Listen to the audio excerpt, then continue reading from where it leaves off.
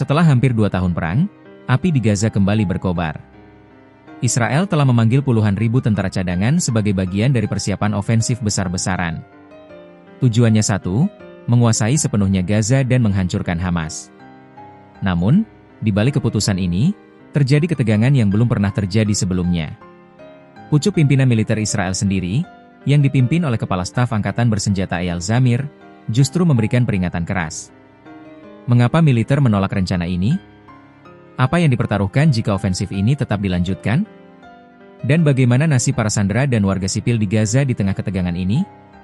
Pada Selasa, 2 September 2025, Israel mengumumkan panggilan kembali puluhan ribu tentara cadangan. Menurut radio militer Israel, sekitar 40.000 personel dipanggil untuk memperkuat operasi militer, meskipun laporan lain menyebutkan angka yang lebih tinggi, yaitu 60.000 personel. Panggilan ini merupakan bagian dari rencana ofensif baru yang disetujui oleh Kabinet Keamanan yang dipimpin oleh Perdana Menteri Benyamin Netanyahu. Tujuannya adalah memperluas kampanye militer untuk menguasai seluruh Gaza, yang 75% wilayahnya sudah dikuasai oleh Israel. Di sisi lain, serangan udara dan artileri terus menewaskan warga sipil. Kementerian Kesehatan Palestina melaporkan sedikitnya 100 orang tewas dalam serangan Israel pada hari yang sama, 35 diantaranya di Gaza Utara. Di balik layar, ketegangan tajam terjadi antara Netanyahu dan pucuk pimpinan militer. Dalam pertemuan kabinet pada Minggu malam, Kepala Staf Angkatan Bersenjata Eyal Zamir memberikan peringatan keras. Ia menyatakan bahwa serangan besar-besaran ke Gaza berisiko membahayakan nyawa para sandera yang masih ditahan oleh Hamas. Selain itu, operasi ini akan memperberat beban pasukan yang sudah berjuang selama hampir 2 tahun. Menurut para menteri dan pejabat militer yang hadir, adu argumen yang keras tak terhindarkan. Para menteri mendorong percepatan operasi, sementara Zamir mengimbau agar para politisi mengejar kesepakatan gencatan senjata. Seorang pejabat pertahanan dan sumber dekat Netanyahu menyebutkan bahwa militer meminta tambahan waktu agar bantuan kemanusiaan dapat menjangkau warga Gaza yang dilanda kelaparan, sebelum ofensif dilancarkan. Ketidakpuasan tidak hanya datang dari pucuk pimpinan militer, tetapi juga dari pasukan cadangan di lapangan.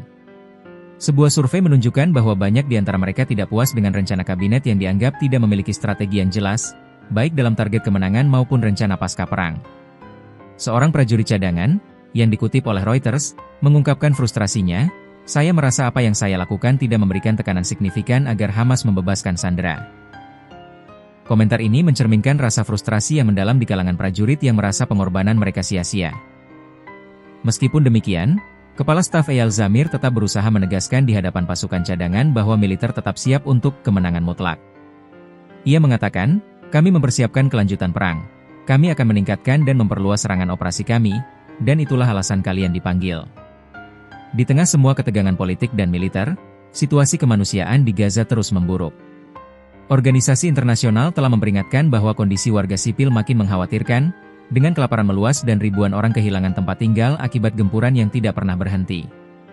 Keputusan untuk melancarkan ofensif baru ini, meskipun ditentang oleh militer sendiri, menunjukkan bahwa pemerintah Netanyahu tetap berpegang pada tujuannya untuk menguasai Gaza. Namun, risikonya sangat besar, baik bagi sandera, pasukan Israel, maupun warga sipil Palestina. Jadi, bisa kita simpulkan, pemanggilan puluhan ribu tentara cadangan ini adalah langkah awal dari sebuah ofensif besar yang berpotensi mengubah wajah perang di Gaza. Ketegangan antara Netanyahu dan militer menunjukkan adanya perpecahan internal yang serius. Dan di tengah semua ini, yang paling menderita adalah warga sipil yang terjebak di zona perang. Bagaimana menurut Anda? Apakah ofensif ini akan mencapai tujuannya? Tulis pendapat Anda di kolom komentar di bawah. Dan jika Anda menyukai analisis mendalam seperti ini, jangan lupa like dan subscribe channel ini. Sampai jumpa.